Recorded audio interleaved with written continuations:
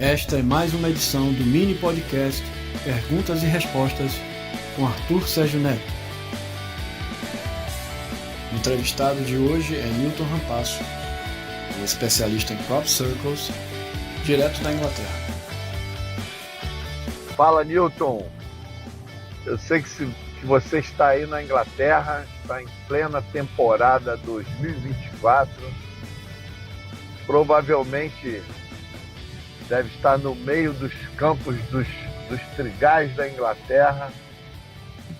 A minha primeira pergunta é o seguinte: eu queria que você falasse da rotina da pesquisa aí na Inglaterra, a rotina de vocês. Porque vocês são uma equipe de pesquisa verdadeira do Crop Circle, né?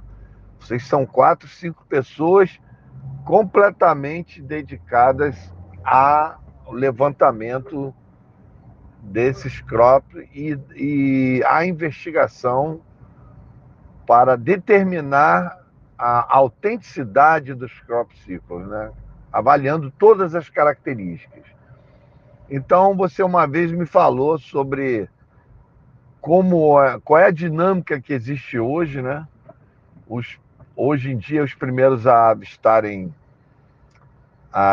os crops são os aeronautas, né? O pessoal que voa, o pessoal que dá instrução de voo aí nessa região, porque vocês estão aí no verão e o verão o dia acontece mais cedo, então os caras aproveitam para voar e para dar aulas e é a melhor condição de voo para eles poderem dar instrução para os alunos.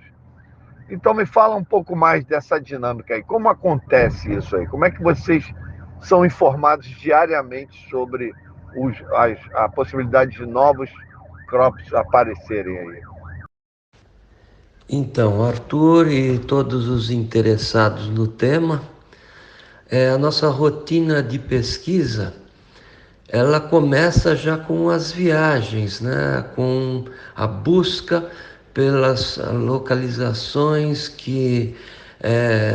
áreas estimadas, e a aviação aqui, ela é muito ampla, ela abrange várias regiões e durante o verão começa, como você mencionou, desde cedo e vai até tarde da noite.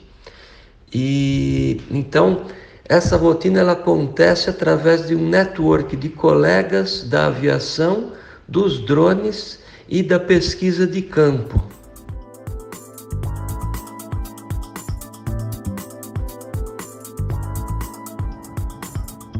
Muito bom, Newton. Excelente. É fantástico saber que tem um grupo dedicado e que existe um roteiro, existe uma dinâmica. Claro, vocês devem estar o tempo todo se adequando às condições aí no momento que os crops aparecem. Mas você me falou também de um protocolo que vocês criaram, onde vocês avaliam vários aspectos na tentativa de prever aonde surgirão os novos crop circles. E vocês acabam que, quando aplicam essa dinâmica, vocês têm um aproveitamento bastante razoável, né? Vocês já tiveram a possibilidade de acertar com quase 100% de previsão onde os próximos crop cycles apareceriam. Eu queria que você falasse um pouco disso para nós.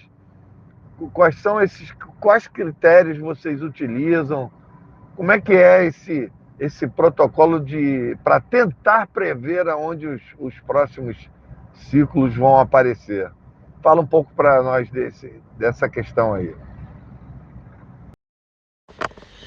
Então, nesse tema, nós praticamente ficamos na região dos acontecimentos ali na área de Wiltshire. Às vezes ficamos acampados em áreas de alta incidência, nós ficamos praticamente na estrada. Também para a escolha das áreas, nós marcamos os mapas, fazendo uma estatística matemática.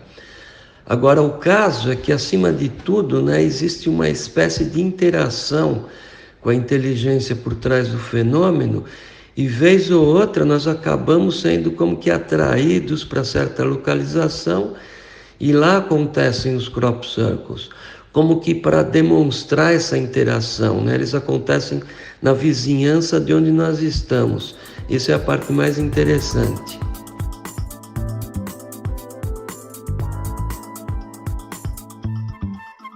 Isso é muito bacana, é fantástico ouvir essa informação. É uma informação nova, é uma informação que começa a separar, né, o que é realmente uma pesquisa séria do que é o folclore da desinformação.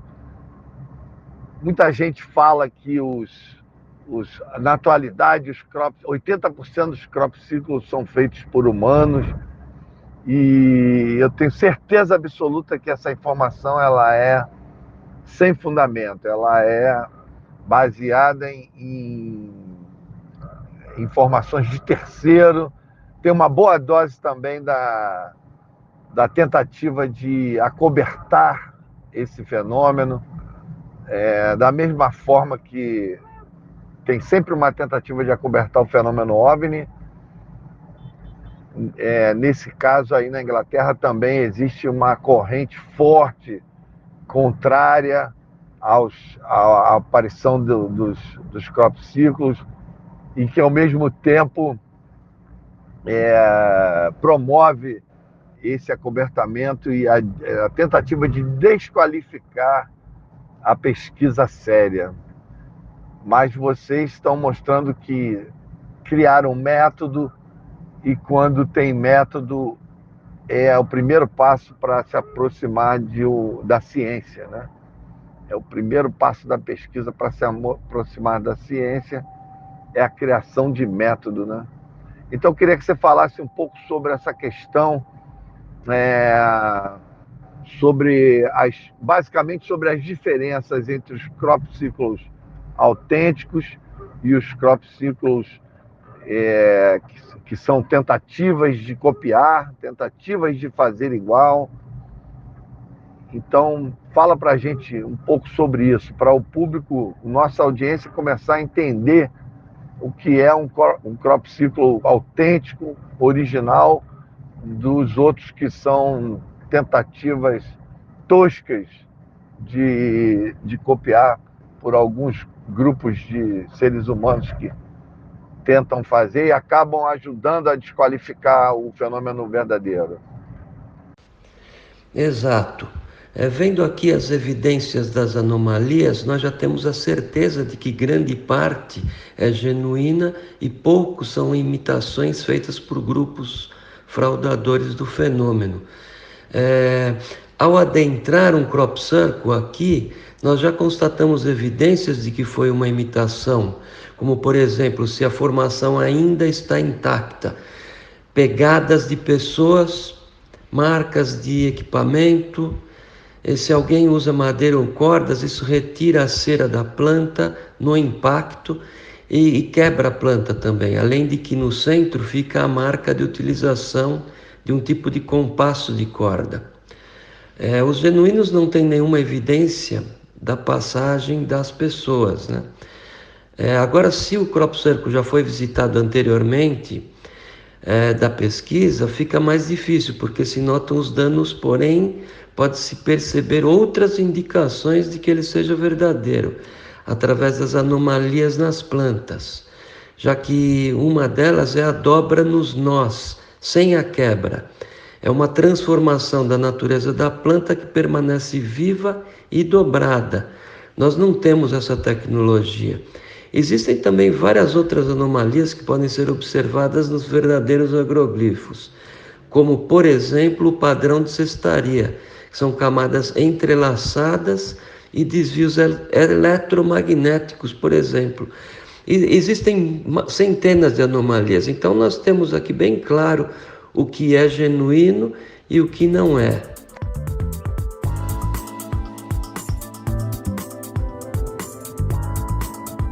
É muito bom ouvir a informação precisa, a informação na fonte, de quem está em campo, de quem faz um trabalho sério. É muito bom, dá uma satisfação muito grande, principalmente para calar a boca de meia dúzia de curiosos aí que nunca fizeram absolutamente nada para investigar esse fenômeno e ficam dando palpites furados aí, ouvir o galo cantar não sabe aonde e fica falando besteira.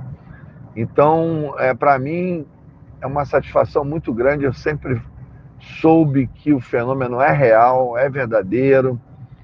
E eu queria que você falasse sobre você já falou sobre as características, né, da autenticidade, mas eu queria que você falasse agora dos aspectos mais específicos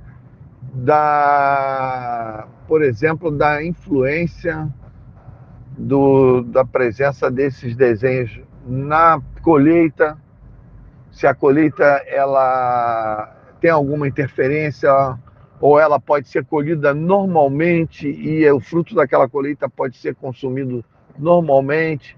Me parece que hoje já existem produtos feitos a partir do trigo colhido ou das culturas colhidas dentro dos próprios crop circles, né? Já existe até uma marca de cerveja, se eu não me engano. Então, quer dizer, eu queria que você falasse desses aspectos técnicos, por exemplo, se existe algum resíduo radioativo, se existe algum resíduo eletromagnético, de como essas plantas na sua essência vegetal são afetadas, como é que isso acontece. Então, eu queria que você falasse um pouco sobre isso. Sim, Arthur, isso aí realmente acontece. Agora, voltando naquele assunto da identificação, a melhor forma de identificar por foto vai ser verificar os trilhos de trator para ver quantos trilhos a formação atravessa. Se for mais de 3, já indica que seja genuína. As imitações geralmente são pequenas para facilitar o trabalho dos fraudadores, então, atravessando somente uma ou duas linhas de trator, que são aquelas finas linhas duplas que atravessam o campo. Apesar de que hoje, em dia, existem máquinas maiores que vão enganar aqueles que tentam calcular o tamanho pelas marcas no campo. Agora, dentro do aspecto técnico, a planta é afetada no nó por um tipo de micro-ondas, que aquece internamente, causando uma dobra, e depois resfria, voltando à vida já dobrada e transformada para ser um pixel, nessa figura vista por foto aérea. Respondendo à questão do espiritualista, existe sim grande influência, não só psicológica, mas espiritual. Muitas pessoas, e me incluo nesse grupo, relatam energias que alteram o comportamento, afetam nossa consciência de uma maneira positiva e esclarecedora. É uma experiência muito boa. Às vezes saímos do Crop Circle com novos planos, ideias renovadoras, a certeza de que estamos sendo contatados por esses seres espaciais. Isso sim é o que nos mantém ativos nessa pesquisa, nos fornece a satisfação de continuar em contato e buscar mais interação.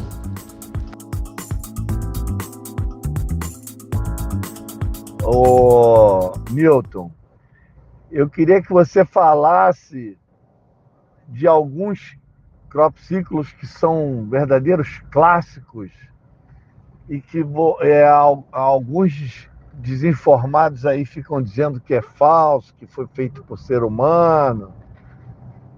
E só para a gente comentar, o quanto seria praticamente impossível que isso fosse feito por seres humanos. Então, por exemplo, eu queria que você comentasse sobre aquele crop muito famoso, que é a cara de um ET, de um Grey, né? De um Grey tradicional, e ao lado dele vai um disco com uma codificação que na realidade é aquela codificação de computadores. Como é que se dá o nome? Que é na base do 001, né? Que seria, esqueci o nome, uma criptografia, né? E que foi, esse disco ele foi decodificado e foi encontrada uma mensagem nele, né? Uma mensagem que fala das falsas promessas, dizendo que ainda há tempo, que a gente tome muito cuidado. Então, eu queria que você comentasse, porque essa imagem ela é enorme, ela aconteceu, ela apareceu ao lado de instalações do governo inglês, justamente aonde está instalado o projeto 7, né? Ou seja, isso pode não ser uma coincidência, e aí acaba que, pelo tamanho, se fosse feito por humanos, levaria horas, talvez dias, para que fosse concluído com tamanha precisão. E não foi isso que aconteceu. Num dia a figura não estava lá, e de uma madrugada para outra a figura estava lá. Principalmente pela questão do tamanho da figura, das proporções. Então eu queria que você comentasse. Tem uma outra que é considerada a maior de todos os tempos, que eu antes, até confesso, eu tinha uma informação que eu busquei em fonte que eu considerava fidedigna, que dizia que ela tinha 650 metros de diâmetro, ou seja, mais de meio quilômetro, seria uma figura gigantesca, e que ela teria mais de 1.000 figuras, que é mais de 1.000 figuras no seu total, na totalidade do desenho. E depois você me corrigiu, me trouxe a informação de que, na realidade, é uma figura, me parece, de 490 e poucos metros, que já é um tamanho bem grande, né? De 390 e poucos metros, que beiraria os 400 metros de diâmetro, que, convenhamos, é um tamanho bem expressivo, e que a grande dificuldade dela é que ela teria sido feita numa colina que, por ser uma colina seria côncava. Então, ou melhor, seria um platô.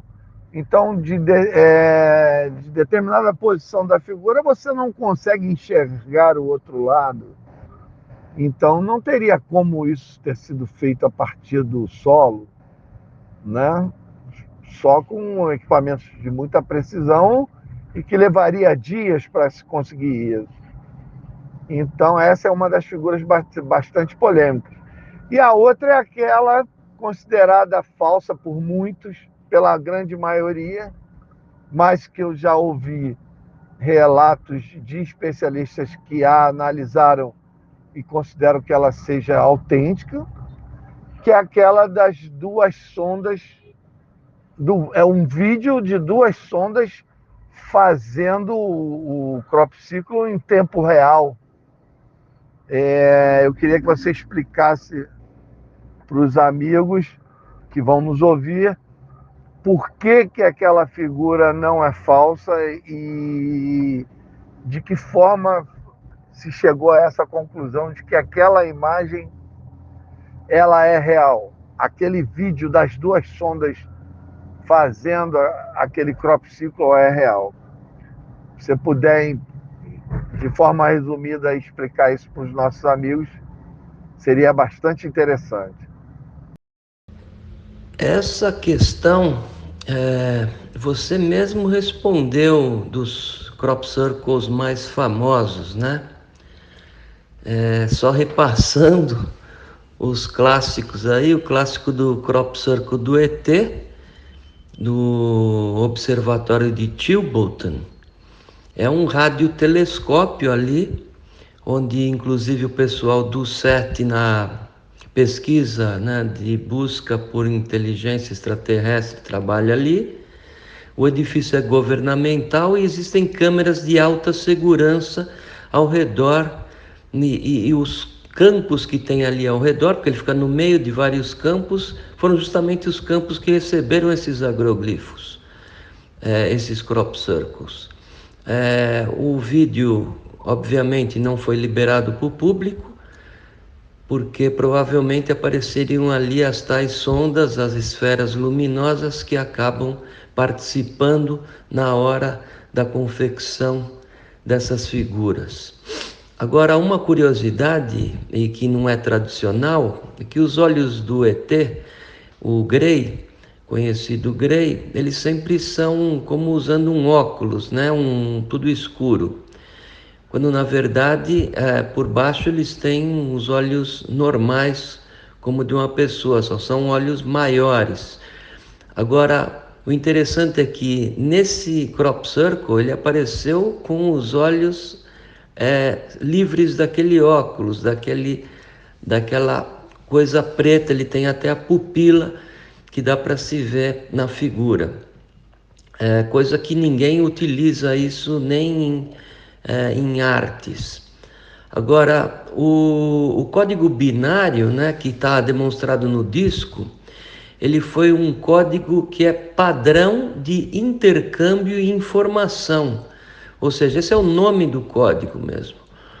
E ele diz ali, né, a decodificação veio com essa mensagem de cuidado com os portadores de falsos dons e suas promessas quebradas, muita dor, mas ainda há tempo, existe o bem e nós não apoiamos o engano, e existe o fechamento da comunicação. Então isso aí ficou ali como uma mensagem decodificada, foi decodificada por um programador, né, de computação, que conseguiu descobrir que aquilo lá era o código e decodificou. O outro que você mencionou, de 409 círculos que tomava o topo de uma montanha inteira, não podia ser visto de um lado para o outro, nem metade dele, era o Milk Hill. Foi feito também nessa época de 2001. E eu cheguei cedo lá, choveu a noite toda, ele era enorme, né? Até um helicóptero pousou no círculo central. Não poderia ser uma imitação pelo simples fato do tempo que levaria para confeccionar aquilo em poucas horas, no escuro e chovendo. Então esse daí ele desbancou muito a imitação dos crop circles como sendo uma coisa normal. Agora, quanto ao vídeo, né, de Oliver Castle, é muito contraditório e tudo mais. Por quê? Porque ele foi real, porque ele foi filmado naquela manhã de 1996 e ele existiu de fato. E o autor compartilhou com pesquisadores num pub e nunca mais foi visto. Aí um outro cara que não tinha nada a ver apareceu depois, muito tempo depois, meses depois, para dizer que ele era o autor. E ele tinha uma agência de edição e assim ficou publicado. O povo acreditou, a mídia espalhou e o governo ficou contente com essa situação, porque encobriu aquilo que estava sendo divulgado. Mas quem sabia na verdade, né, foram só uma dúzia de frequentadores dali. Apesar de que alguém resolveu entrevistar o falso autor e pegou ele na controvérsia de que foi feita uma filmagem e ele não conseguiu explicar, inventou que tinha colocado a câmera num tripé e isso nunca aconteceu. já que o autor verdadeiro tinha filmado deitado no seu saco de dormir, que ele estava dormindo naquela montanha aquela noite. Os ângulos da filmagem nunca bateram com a história do tripé. Então, pouca gente sabe que aquilo é verdadeiro, a maioria engoliu na televisão de que era falso.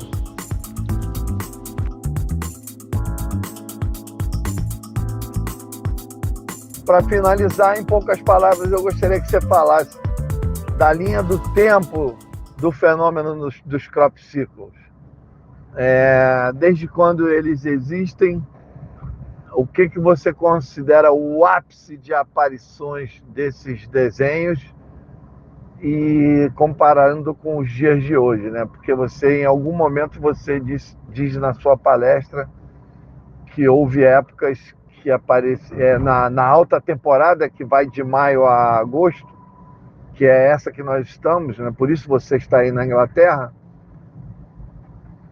que houve temporadas que apareciam em torno de 100 desenhos. E hoje você falou que a média caiu bastante. Hoje vocês têm uma média, nas últimas 3 temporadas, de 15 desenhos em toda a temporada. Então, eu queria que você comentasse essa linha do tempo aí. E muito obrigado por esse bate-papo, por todo esse esclarecimento a respeito dos crop circles. Esse fenômeno que, na realidade, é uma das marcas registradas de que o fenômeno OVNI ele está ativo no nosso planeta. E uma dessas marcas registradas é o fenômeno dos crop circles. Valeu, grande abraço, Newton Rampasso. Valeu, estou aqui te esperando quando você retornar. Um abraço. Então, as esferas de luz sempre foram vistas como na Segunda Guerra, os Foo Fighters, a mãe do ouro no Brasil, em todo o mundo. São conhecidas como sondas pelo fenômeno OVNI. São, na verdade, as ferramentas para o feitio dos crop circles. Todos nós já presenciamos essas esferas antes e depois de uma formação. E tem até aquele vídeo durante a formação. E existem muitas testemunhas também durante a formação. Então nós temos a certeza, inclusive nós chegamos a filmar essas esferas de luz, conhecidas como bolas de luz também, e elas estão diretamente relacionadas com as formações. Agora, sobre a linha do tempo, eles já eram reportados desde o século XVI. Existe aí uma reportagem em 1678, que diziam na época pela religiosidade que era algo do demônio. Eles então entraram numa escalada enorme no final dos anos 90 e início dos 2000, com centenas de agroglifos ali, anualmente aparecendo. Mas daí começou a diminuir.